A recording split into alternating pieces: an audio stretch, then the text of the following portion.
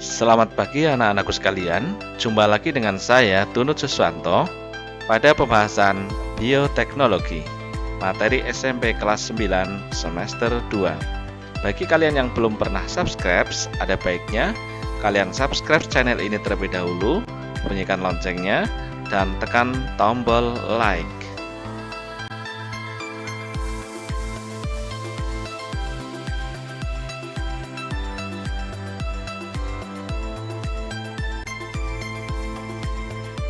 Ya, masih di channel Tunut Suswanto.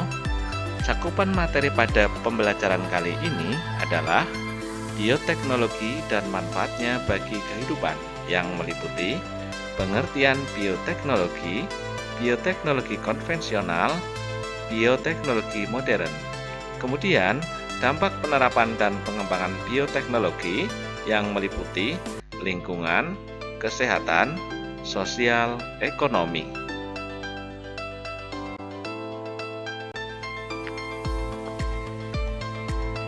Pengertian bioteknologi. Bioteknologi berasal dari kata bio dan teknologi, yang artinya bioteknologi merupakan pemanfaatan makhluk hidup untuk membantu pekerjaan atau menghasilkan sesuatu produk yang bermanfaat bagi manusia. Ya, sekarang marilah kita bahas sejarah perkembangan bioteknologi. Perkembangan bioteknologi dimulai sejak tahun 1857, yaitu setelah Louis Pasteur menemukan hasil fermentasi yang dilakukan dengan menggunakan mikroorganisme.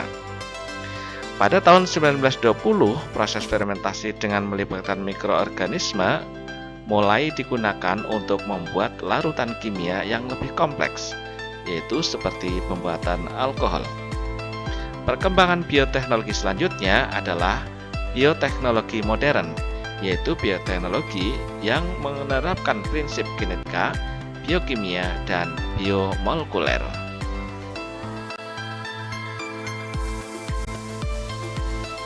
Baiklah, kita akan bahas mengenai bioteknologi konvensional dan bioteknologi modern. Bioteknologi konvensional merupakan penerapan bioteknologi dengan memanfaatkan jasa mikroba. Mikroba tersebut bisa berupa jamur dan bakteri.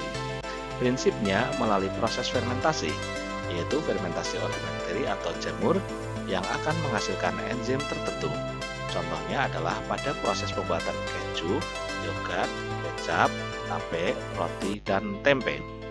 Untuk bioteknologi modern, yaitu penerapan bioteknologi yang berusaha mengubah sifat organisme sehingga memiliki sifat yang diinginkan. Sifat yang diinginkan dimaksud misalnya adalah peningkatan produksi, perbaikan kualitas, serta memiliki ketahanan terhadap hama. Prinsipnya adalah menggunakan rekayasa genetik atau memanipulasi gen dari persilangan atau perombakan DNA. Contohnya adalah adanya organisme transgenik.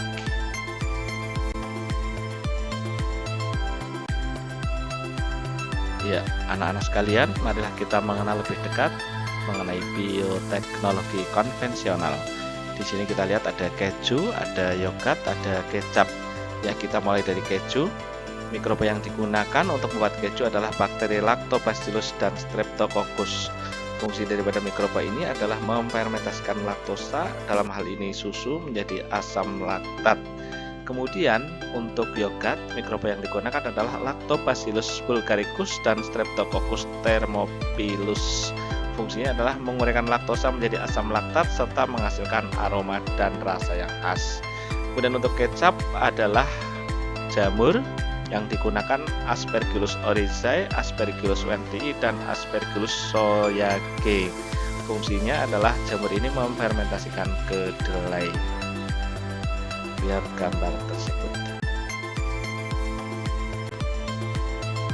Contoh bioteknologi konvensional berikutnya adalah pada proses pembuatan tape, roti, dan tempe. Pada proses pembuatan tape, mikroba yang digunakan adalah Saccharomyces cerevisiae. Dalam keadaan anaerob, ragi ini akan melakukan fermentasi. Kemudian berikutnya adalah roti. Dalam pembuatan roti digunakan jamur hias atau khamir. Fermentasi jamur pada adonan tepung akan menghasilkan gas karbon dioksida dan alkohol. Karbon dioksida akan mengembangkan roti, alkohol akan menghasilkan aroma. Kemudian pada proses pembuatan tempe, jamur yang digunakan adalah Rhizopus oryzae dan Rhizopus oligosporus. Pada pembuatan tempe, jamur akan menghasilkan benang-benang hifa yang akan melekat pada kedelai dan akan terikat membentuk struktur yang kompak. Perhatikan gambar di atas. Baiklah, sekarang kita lanjut mengenai bioteknologi modern. Bioteknologi modern di sini adalah bioteknologi yang menggunakan teknik rekayasa genetik. Para ahli bidang bioteknologi dapat menyusun pola gen sedemikian rupa sehingga menghasilkan organisme yang sifatnya sesuai dengan kebutuhan. Teknik ini dikenal dengan nama istilah DNA rekombinan, yaitu proses mengkomunikasikan DNA suatu organisme ke organisme lain. Pengaturan pola genetik ini melibatkan penggunaan gen organisme lain yang disisipkan ke pita DNA organisme tertentu. Organisme yang menggunakan bagian gen organisme lain di dalam tubuh dikenal dengan istilah organisme transgenik. Perhatikan gambar di samping.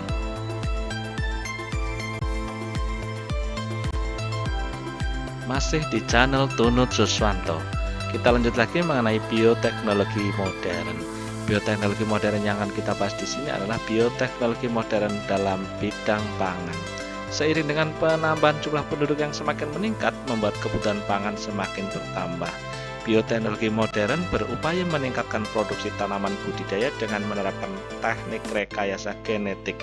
Rekayasa genetik adalah kegiatan memanipulasi gen untuk mendapatkan produk baru dengan cara membuat DNA baru.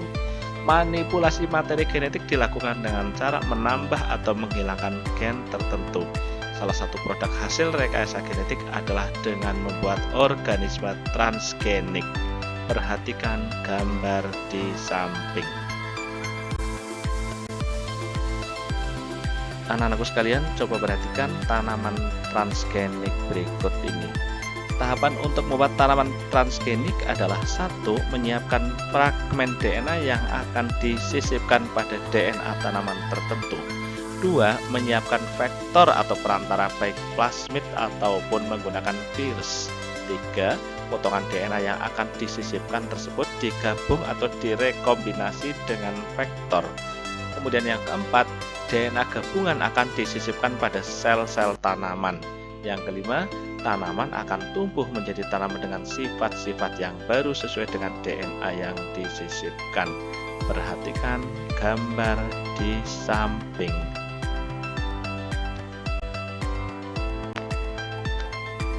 Ya, para siswa sekalian, marilah kita perhatikan hewan-hewan transgenik berikut ini. Yang pertama adalah hasil transgenik ikan salmon. Hasil transgenik ikan salmon memiliki ukuran yang lebih besar dan lebih panjang. Kemudian yang gambar berikutnya adalah hasil transgenik sapi perah. Sapi perah hasil transgenik memiliki jumlah susu dan kualitas yang lebih baik. Kemudian yang ketiga adalah hasil transgenik sapi potong. Hasil transgenik sapi potong, kita lihat gambarnya, memiliki ukuran yang lebih besar daripada sapi yang biasanya. Pada awalnya, hewan-hewan transgenik tersebut adalah merupakan bahan penelitian para ilmuwan untuk menemukan jenis penyakit yang menyerang hewan tertentu dan cara penanggulangannya. Namun, pada perkembangan selanjutnya, penerapan teknologi rekayasa genetik pada hewan tersebut bertujuan untuk menghasilkan hewan ternak yang memproduksi susu dan daging yang berkualitas, ikan yang memiliki ukuran lebih besar dan cepat besar, serta mengandung vitamin tertentu. Perhatikan gambar-gambar tersebut.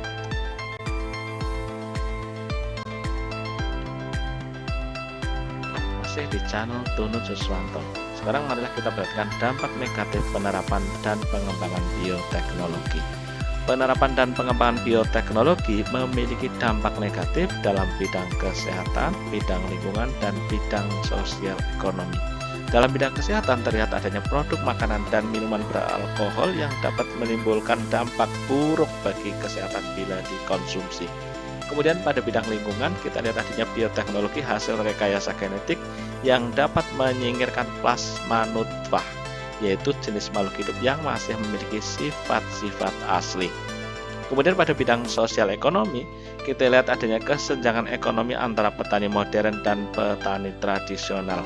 Dalam hal ini, petani tradisional memiliki hasil yang lebih sedikit, sedangkan petani modern memiliki hasil yang lebih banyak karena dapat memanfaatkan tanaman transgenik.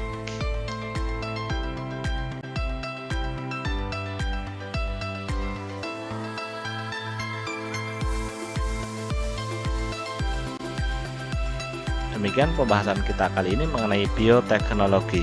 Semoga bermanfaat dan salam sehat. Dan jangan lupa bagi kalian yang belum pernah subscribe untuk subscribe terlebih dahulu. Terima kasih.